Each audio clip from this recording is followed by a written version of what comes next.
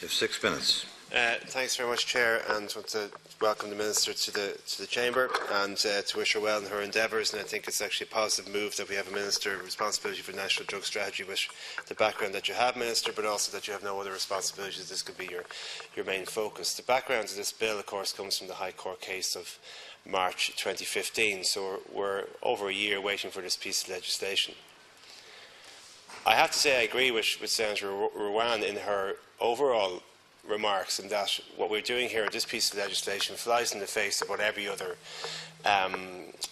Western democracy seems to be moving towards, which is to decriminalise the addict, the user, and to focus the attention on the pusher and the person who benefits and profits from the drug trade. I don't believe that having any legislation that criminalises somebody for possession of an illegal substance does anything for that individual. Now, already today, I've just listened to some of the debate, and I've heard words such as zombies. There's other, words that are used in media to describe people in addiction.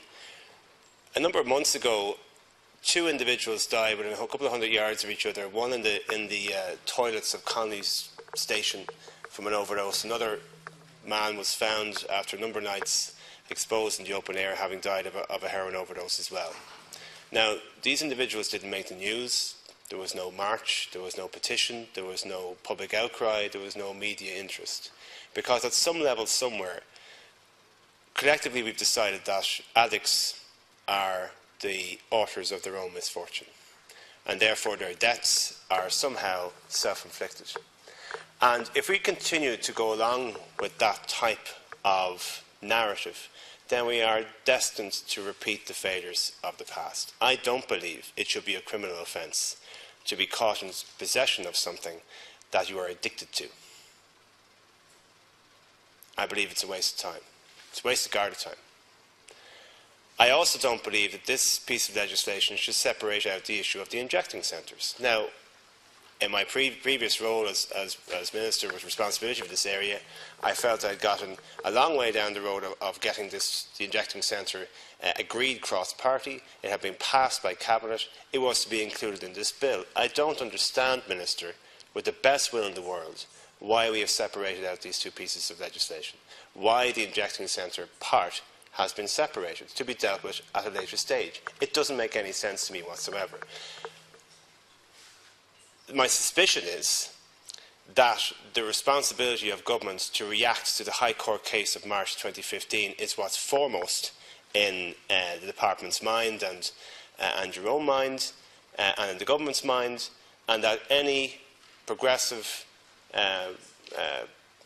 forward-thinking way of tackling the drugs issue in Ireland has to take second place. And I am concerned, Minister, and I hope you can dampen my concerns and to reassure me that you will give and your government will give the same level of prioritisation to the injecting centre model as you are to this piece of legislation. But the fact that you've separated it out, I have to say, is very disappointing to me.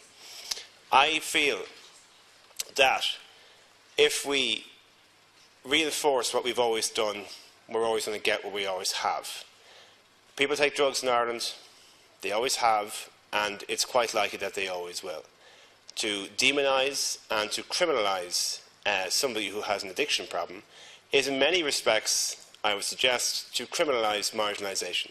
Because those who engage in drug misuse disproportionately are from areas of social disadvantage, disproportionately are people with disabilities, disproportionately are members of the LGBT community, disproportionately are migrants, disproportionately are travellers. Statistically, it can be proven that if the further you are disconnected from the mainstream of Irish society, the more likely you are to get sucked into addiction. So what we're actually doing when we criminalise possession of substances for your own personal use, to feed your drug misuse issue, to feed your addiction, is you're criminalising marginalisation. That's effectively what you're doing. And if you go down to the Drug Court, Minister, and I invite you to do so, if you haven't done so already, it's a good initiative. It has some limited success. Effectively what you see is a bunch of sick people sitting in a courtroom. Now, sick people do not belong in a courtroom. Sick people belong in a medical facility. And it is absolutely pointless in the extreme to continually suggest that the solution to the drugs issue in Ireland is a criminal justice one. It's not. It's a health one. And eventually we're going to come to the conclusion that what they've done in Portugal is a much more humane and potentially successful approach, because it puts the needs of the addict at the centre of public policy and doesn't dehumanise that addict by using terminology such as zombie or using terminology that others do in the media openly and without censure, effectively categorising them as being little more than junk.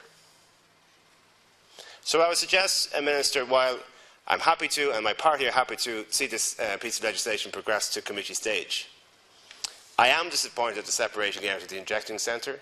I do feel it feeds my suspicion about the commitment to that not being as strong within this government as was perhaps in the last government, notwithstanding I know your own personal commitment to the issue.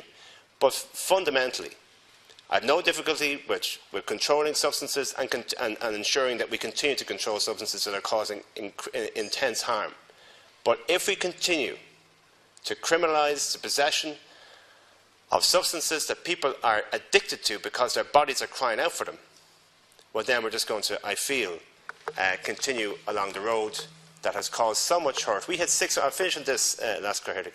We had 679 drug and alcohol-related deaths in Ireland in 2013. Not all those are drug-related. Many of them were traffic-related incidents. Many of them were suicides. But 679 deaths. And I think everybody in this chamber should ask themselves, why did they not hear about those two individuals who died from heroin overdoses in a toilet of a train station and a couple of yards away on Foley Street only 3 months ago?